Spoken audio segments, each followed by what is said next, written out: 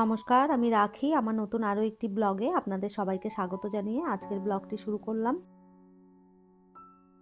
কেমন আছেন আপনারা সবাই? আশা করছি ভালো আছেন আর আমরাও বেশ ভালো রয়েছি। এখন বাজে সকাল ৯টা, আপনাদেরকে সাথে নিয়েই ব্লগটা শুরু করলাম।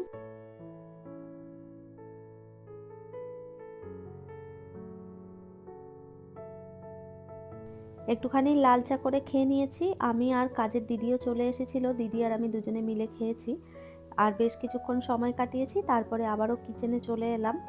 কয়েকটা জিনিসপত্র আনা হয়েছিল, সেগুলো এই প্যাকেটের মধ্যেই রয়েছে।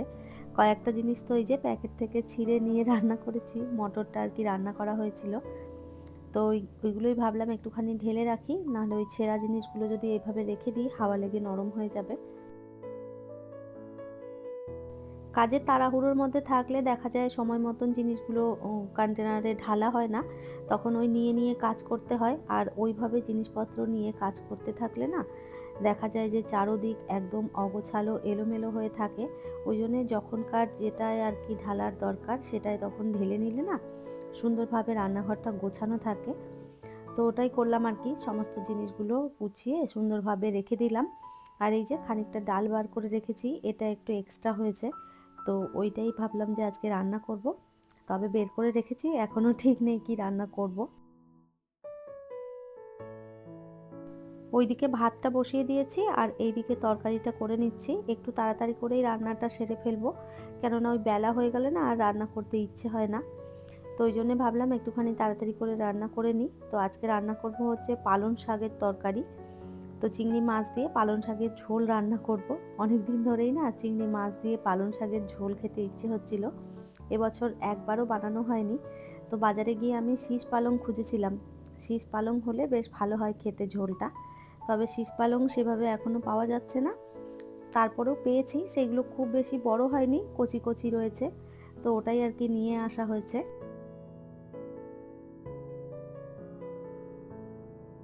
তেলের মধ্যে একটুখানি দিয়েছিলাম ওই রাঁধুনি আর কালো জিরে, রসুন আর কাঁচা লঙ্কা ফোড়ন দিয়েছিলাম। আর তারপরে এই যে এর মধ্যে একটুখানি জিরে গুঁড়ো, ধনে গুঁড়ো আর হলুদ দিয়েছি। আর বেশি কিছু মশলা এর মধ্যে দেব না। চিংড়ি মাছগুলো আলুগুলো ভালো করে ভেজে নিয়ে তার মধ্যে এই যে জল দিয়ে দিলাম। একটুখানি ফুটে উঠলেই আর কি শাকটা দেব। তো ওই ফুটে আর ওঠা পর্যন্ত আর ধৈর্য ধরলো না, ভাবলাম শাকটা দিয়েই দিই, একবারে সিদ্ধ হয়ে যাবে। আস্তে আস্তে করে ফুটে গেলেই আর কি নামিয়ে দেব। তো আলুটা প্রায় অর্ধেক ভাজা হয়ে গেছে, বেশিক্ষণ লাগবে না সিদ্ধ হতে। আর এই তো শাক আর আলু সুন্দরভাবে গলে গেছে, রান্নাটা হয়ে গেছে কমপ্লিট। এরপরে নামিয়ে নেব। কয়েকদিন ধরেই ফ্রিজে একটা লাউ রয়েছে, তো ভাবলাম লাউটাও আজকে রান্না করে ফেলি, নাহলে ওই যে শুকিয়ে গেলে লাউ আবার ভালো লাগে না খেতে। টাটকা টাটকা লাউয়ের তরকারি করলেই না বেশি ভালো হয় খেতে। তো তেলের মধ্যে একটু জিরে আর কাঁচা লঙ্কা ফোড়ন দিয়েছিলাম, আর এই যে লাউটা কেটে রেখেছিলাম সেটাও দিয়ে দিলাম। আর একটুখানি নুন আর হলুদ দেবো, এছাড়া এর মধ্যে আর কিছুই দেবো না। এখন যেহেতু শীতকালের লাউ, তো এমনিতেই মিষ্টি মিষ্টি লাগে।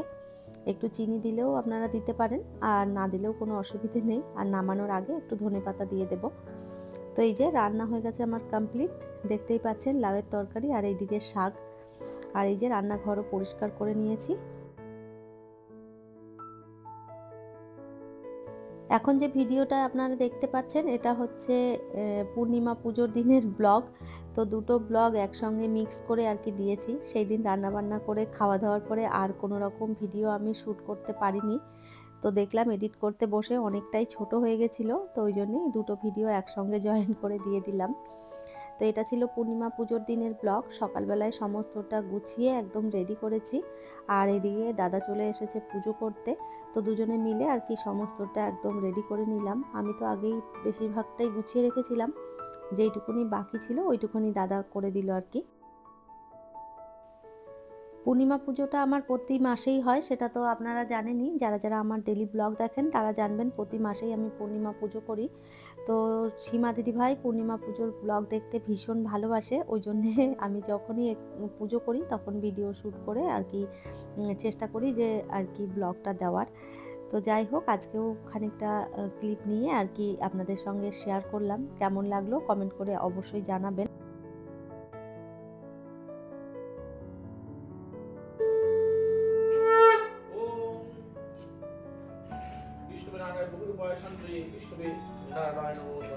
সন্তকারং ভুজগশয়নং পদ্মনাভং শ্রী মৃত্যুর্মুক্ষ্যমামৃতাৎ।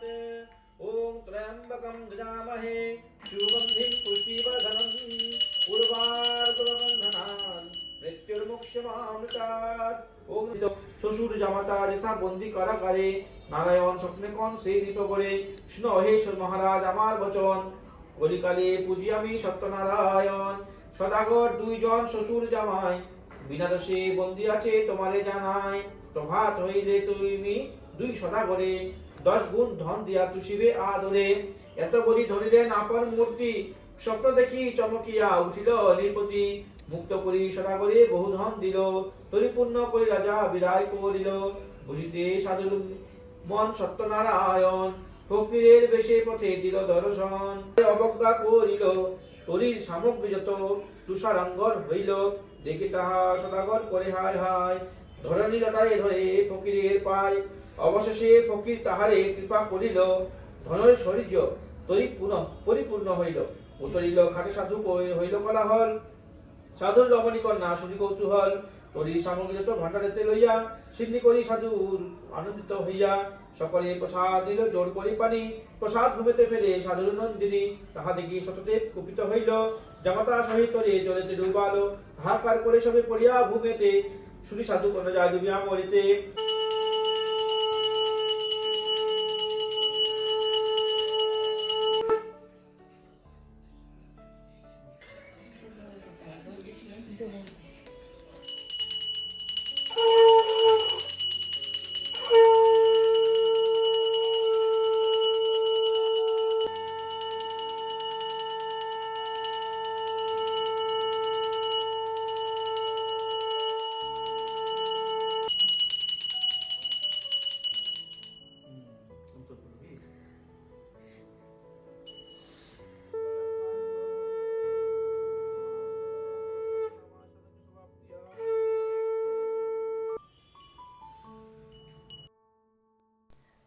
আর এই তো পুজো হয়ে গেছে আমাদের কমপ্লিট, সুন্দরভাবে একদম পুজোটা হয়েছে। কি যে মনে শান্তি হলো পুজো করে বাড়িতে, কি বলবো আপনাদের।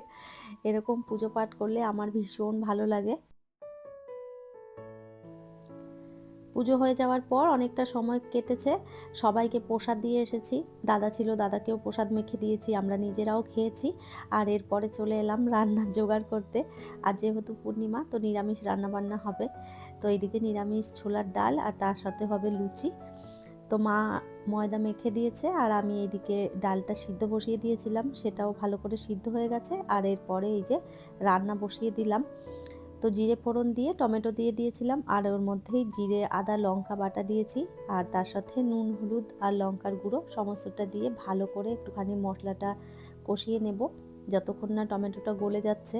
আর এইদিকে কড়াই বসিয়েছিলাম। তো দেখুন কি অবস্থা, কড়াইটাও পুড়ে গেছে। আসলে অনেকটা বেলা হয়ে গেছে পুজো করতে করতে, তো যে কারণে না তাড়াহুড়ো করে রান্নাটা করছি। ওইদিকে একটা কড়াই বসিয়েছি আর এইদিকে একটা কড়াই বসিয়েছি। একা হাতে দুটো দিকে সামলে রান্না করা ভীষণ চাপের ব্যাপার। তারপরেও দুটো উনুন ধরিয়েছি, একটা এইদিকে আর একটা ওইদিকে। তো দুদিকে দেখতে গিয়ে না হিমশিম খেয়ে যাচ্ছি। তো যাই হোক, ওইদিকে আর কি ডালটা বসিয়ে দিলাম আর কড়াইটা এইদিকে নিয়ে এলাম, কেননা ওইদিকে না একটুখানি উল্টো সাইড ভাজাভাজি করতে অসুবিধে হয়।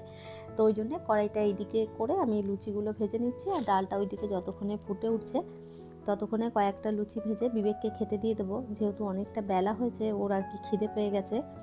বারবার করে বলছে মা খেতে দাও খেতে দাও। বললাম দাঁড়াও, তরকারিটা হয়ে যাক তারপরে দেব।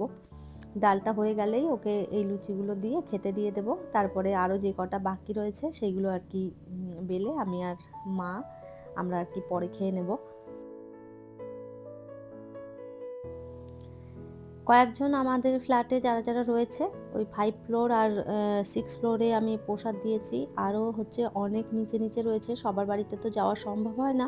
তো সেই জন্যে কয়েকজন যাদের আর কি আমি চিনি তাদেরকেই আর কি প্রসাদটা দিয়ে আসি। এখনও অনেক প্রসাদ রেখে দিয়েছি, বিকেলবেলায় আমার বান্ধবীরা আসবে, ওদেরকেও ডাকা হয়। তো ওরাই বেলার দিক করে আসে না, কেননা বাড়িতে কাজবাজ থাকে, বাচ্চারা থাকে, ওদেরকে সমস্ত গুছিয়ে দিয়ে তারপরে সেই সন্ধেবেলা বা বিকেলবেলার দিকে আসে, তাহলে এসে একটু গল্পগুজব আর কি করতে পারে। তো তো যাই হোক, এই যে বিবেককে খেতে দিয়ে দিলাম, আর বাকি যেগুলো রয়েছে সেগুলো ভেজে নেব। তাহলে চলুন, আমার আজকের ভিডিওটা এই পর্যন্তই। ফিরবো নতুন ব্লগ নিয়ে। ততক্ষণের জন্য সবাই ভালো থাকবেন, সুস্থ থাকবেন। আবারও দেখা হবে নতুন একটি ব্লগে।